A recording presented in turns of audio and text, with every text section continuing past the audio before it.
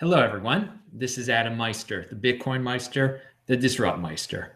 Welcome to Today in Bitcoin.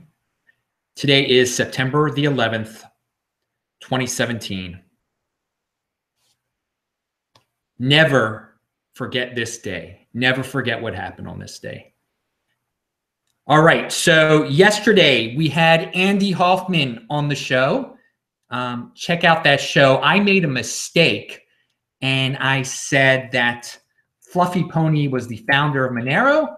Fluffy Pony is not the founder of Monero. A few of you pointed that out. I'm glad everyone is paying attention to that. And I posted below that video that correction also, but I wanted to say it on this video also. That video is linked to below from yesterday, and it was a good video. Another video that's out there is Jimmy Song at the Breaking Bitcoin conference. I watched his speech. I linked to it below, and he mentioned he was talking about forks, Bitcoin forks. He mentions BGold in it specifically at the point of the video that I linked to below. So check it out. It's a pretty good speech. As he talks about it's a cleaner way to launch altcoins, fair distribution.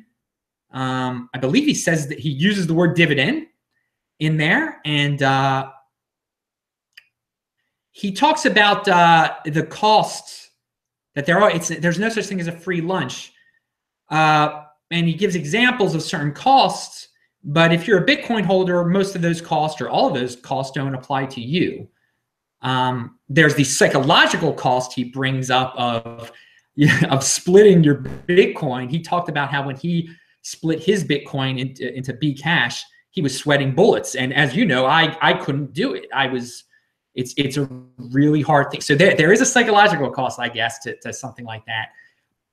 It's linked to below. It's very interesting, thought provoking. And again, people are using the term dividend, BGold. It's out there, man. It's out there, and it originated here. So but BGold didn't originate here. We broke the story here. Anyway, Andy Hoffman has a interesting tweet out there.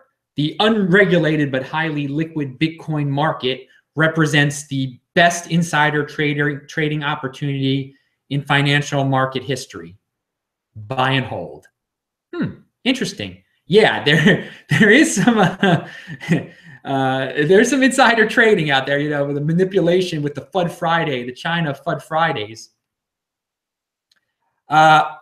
Someone pointed out to me that I like to say gold and hold, but if you're a fan of these crypto derivatives, not crypto dividends, I hope I've been saying dividend, not derivative. I always get paranoid that I'm saying derivative instead of dividend because it's supposed to be dividend, as you all know. Anyway, people have pointed out that I've said gold and hold. I like to say that for Bitcoin, but if you're interested in this BGold thing, you hold Bitcoin and then you get BGold. So hold and gold. Pretty creative there. So yeah, we'll have more about that when I find out more about it. Again, you got to check out their the BGold links. They can answer your questions. People have questions for me. All I know is it's supposed to come out on October 1st. I didn't link to their Slack below. I've linked to it in other shows of mine. Check out my past shows. The archives. I like to watch the archives sometimes. Well, no, I actually don't. I don't watch myself. I've had to search the archives. I search my archives a lot to find certain links that I have below each video that I need again. Oh God, it's a pain. I can't. I don't like hearing my voice over and over again. I don't think most people do like listening to themselves. Maybe they do. I don't know. All right. So what's this tweet that's out there? Oh yeah, a guy, a fan. No, this is a Tone Bays fan actually made this a cartoon, and you can retweet it. I thought it was funny, pointing out that Bitcoin is unconfiscatable store of value and permissionless value transfer, and that's a Tone Bays quote right there. And yeah, that is what Bitcoin is good for right now: unconfiscatable store of value and permissionless value transfer. And that makes me think about this argument that people love to get into and waste a lot of time on. It's like what comes first, the chicken? What came first, the chicken or the egg? Should Bitcoin be a store of value before it's something you can use it for transactions and coffee and all that stuff? Or should you be buying coffee with it before it's a store of value? I mean, why argue this? Why argue this? It's already permissionless value transfer. It is an it's unconfiscatable. Some people are going to say it's not really a store of value. It's unconfiscatable. It's permissionless value transfer. Don't get into these long, drawn-out talks with people or arguments with what comes first, the chicken or the egg, in terms of coffee or storage of value. You're just wasting your time. I believe it is already a great store of value, by the way, as all of you know, and I have no desire to use it for coffee. So here's a tweet, number of SegWit transactions is already greater than the amount of Bcash transactions. All right. Some people like to focus on that stuff and whatever. If you're infatuated with all that, then good. All right. Michael Krieger has an article out there, and the 1% has started to embrace Bitcoin, why it matters. All right, so this is a good article. It's linked to below. Check it out. Michael Krieger, Liberty Blitzkrieg. He's been on the show before, as you all know. Gotta love him. And yeah, he brings up some interesting points, and that he feels that the 1% are starting to use Bitcoin, not as much as they should yet, but it's starting this year, obviously. And he talks about the Dubai property for sale for Bitcoin, which is gimmicky. But I say, hey, you know what? A lot of people worry about what the 1% do and make up all these conspiracy theories about them and try to vilify rich people. Use Bitcoin to join the 1%. Use Bitcoin to join the 1%. Keep on buying and holding, people. How many millionaires are there on Earth? There are less than 21 million millionaires because these people have said there's not enough Bitcoin for every millionaire on Earth. Well, there you go. I mean, you can become a billionaire by a millionaire by I'm getting things all mixed up today. You can become a millionaire by holding Bitcoin. Just remember that it's that simple. You don't have to become a trader man in there. All right. Remember, guys, the super chat is up there. I can see it I can see the colors pop up in the corner of my eyes. Actually, I just opened the chat, so I'm looking right at it. Adam, when are you going back to Baltimore? All right. So yeah, I will be in Baltimore on the 14th. Actually, I'm glad I looked in the chat. First of all, that's a very nice. I will be back in Baltimore on the 14th. And actually, this weekend, I usually don't talk about personal life or anything. If anyone out there is really in Baltimore who watches my videos, and you want to see me out and about, I will be at the Crown in Station North on September 16th. I usually mention when I'm going to see DJ Landis Expandis. And I usually mention it when I'm about to, I'm doing a show right before I'm leaving. But I'll just tell everyone in advance, if you want to see Adam Meister out and about in a social way, come out to the Crown on a Saturday night. I'll be there in Baltimore. And if you're in DC, come on up also. Baltimore is very interesting in terms of nightlife. I'm not really into that stuff anymore, but I am still friends with some of the DJs. All right, so Wall Street Journal is still fudding today. Everybody noticed that. They came out with such an irresponsible article about Bitcoin and that it was made illegal in China or whatever. They're not made illegal. I'm getting confused about what the FUD is. They're closing the exchanges. It was so irresponsible. I mean, they're so behind. It was such fake news. It really just shows you how much the world has changed. All right, some Accu just gave $2 in the super chat. Shout out to the Hold crew, 21 million. Yeah, and he spells it HODL. I don't like saying hodl. I'm just not comfortable with that term. But hold, hodl, whatever you want to say. Also, people who say it's the halving. I can't stand when people say the halvening. It's the halving. Why complicate things? It's the halving. Remember, guys, 2020 Bitcoin halving. Look it up. All right. Yeah. So the Wall Street Journal. It's very disappointing that they can't do research and find out that they're just repeating the same thing over and over again. It's not sinister, it's just ignorance. It's really unfortunate. And it just leaves a bad taste in your mouth in like what is reliable in the mainstream media today. So yeah, we had a FUD Friday again, and it's so funny these things happen on Friday. This obviously lasted into the weekend. So yeah, I'd like to remind everyone to pound that like button, subscribe to this channel, and check out the links below. All right, another Reddit thread here. Yeah, local Bitcoins. It gives that the volume on local Bitcoins in terms of dollars is very high across the whole world, higher than it's ever been. That's partially because Bitcoin is so expensive now, but a lot of people are getting into it. And I'll quote, first record high since late May, big volume jumps in China, Russia, India, South Africa, and others. Okay, and you can look at it by countries. I give a couple links that you can just decide on your own how to look at the numbers that are coming out of local Bitcoins. It is interesting to see when those, because local Bitcoins is you meet someone and you exchange your Bitcoin in person for cash or for, I guess for cash, yeah. I'm not recommending doing something like that, but it is, those numbers people sort of keep track of if they're honest. I don't know. Okay, that was from Andy's. Yeah, I hit 12,000 subscribers. Thanks a lot, guys. You're intelligent people. Many of you are very intelligent who come and find me here. This is, again, we don't have pretty things to entertain you here. It's just raw information. And I know some of the 80% get like really bored with it. What's this holding and savings thing? They leave right away, and some stick around. You know, I'm doing my thing, and it's been fun. It's obviously been a lot of fun, and really built the whole brand around this thing, haven't I? It's great, and I thank you to all the people who subscribe. Very, you guys are great. So at the Breaking Bitcoin conference, going back to that, Thomas over at the World Crypto Network, he has a tweet out there, and he's talked. This is now on Reddit, that the 2x people are giving up, or a lot of them are, that the New York agreement is not valid anymore. And you know, they were going to come up with these excuses. This is great. They're coming up with the excuses. It's falling apart. Will someone still go through with 2x?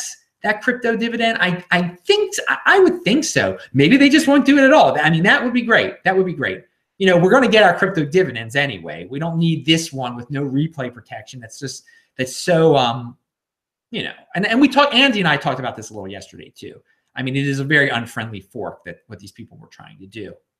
So that's linked to below. Also, via BTC, they were supposed to have an event, or someone was supposed to have an event today in China. That was a Bcash event that was going to be pretending to be a Bitcoin event. There are these tweets out there now that show someone who showed up, and there was no event.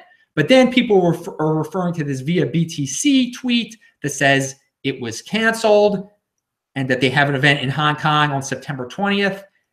But this event that's in Hong Kong on September 20th is a pretty big event. It's not to replace the Bcash event. So I'm just wondering if anyone is going to this event. I linked to the via BTC tweet below. If any of my viewers in Hong Kong are going to this event, this via BTC event on the 20th, and if they're there, will people be talking Bcash there? Give us a report. I'm interested.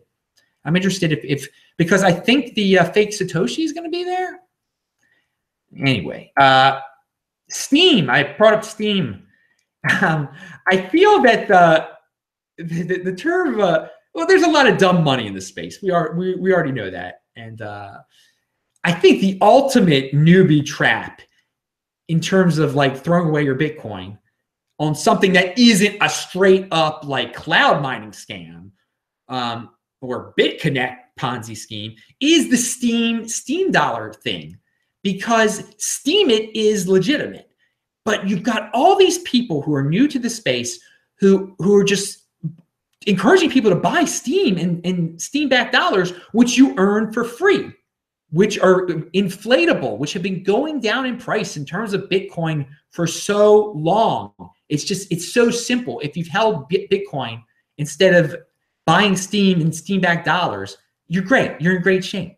In fact, and then if you're posting your stuff If you're posting your stuff on Steem and turning that stuff into Bitcoin, you're even in better shape. Not everyone can do that, but again, it's great if you do. So I mean, and the thing is that because Steem is legitimate and people get confused and these newbies out there are spreading the word, I mean, it's its own hype machine. It is its own hype machine, and it's misleading because again, Steem it, okay and good. Steem and Steem dollars, use them to get Bitcoin. Don't buy them because people like me get them for free.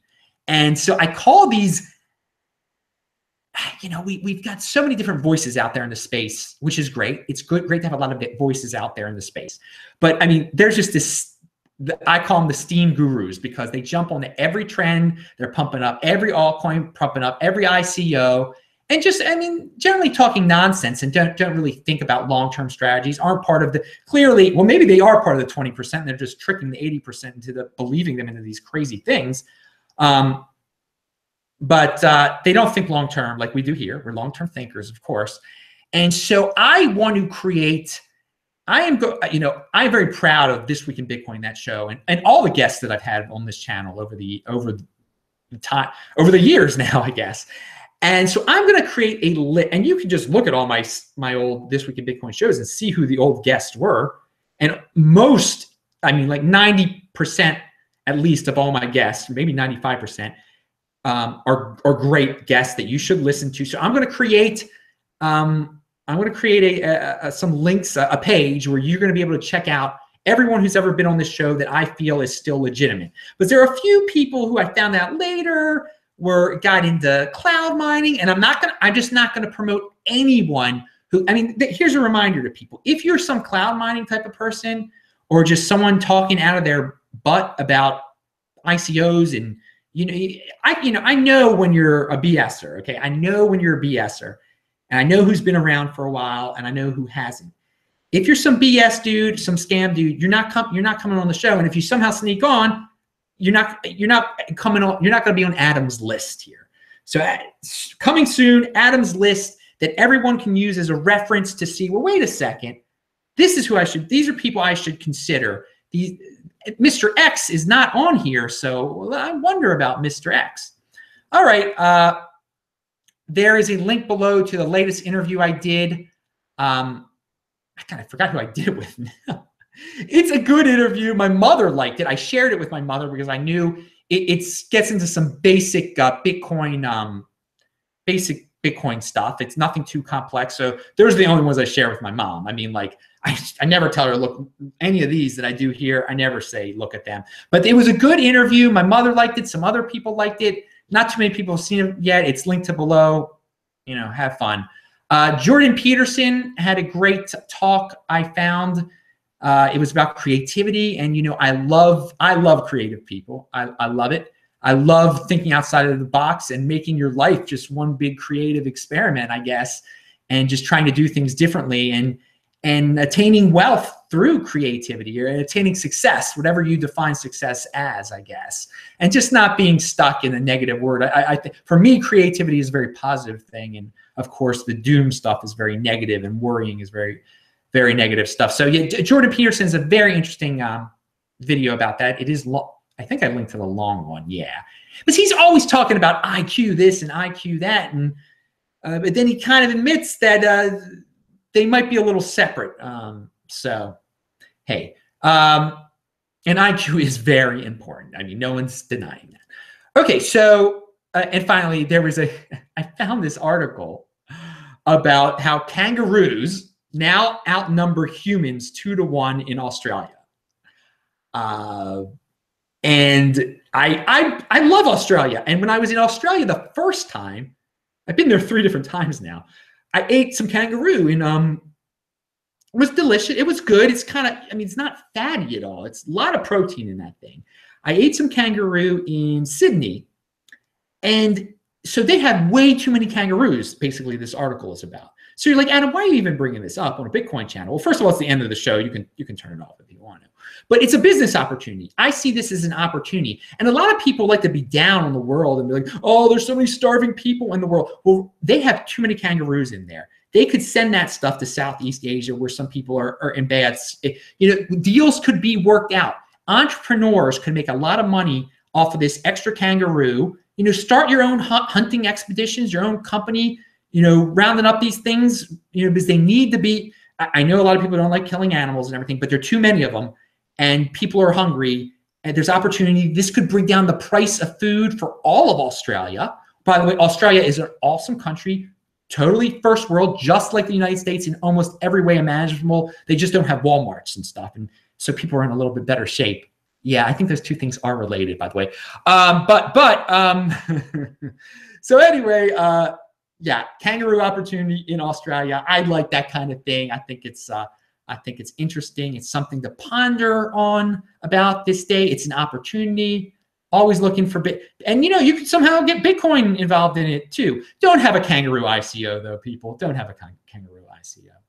Well, I hope everybody did have an okay day today, at least. I know it can be hard today. It can, when you think about everything, but it is, you know, we remember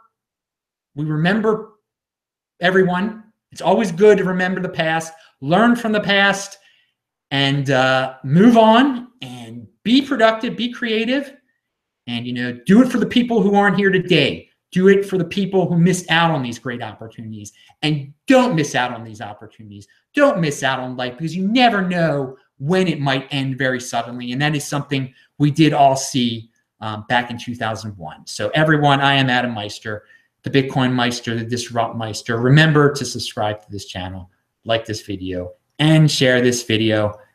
Thank you very much. And I will say hi to all of you in the chat. Goodbye.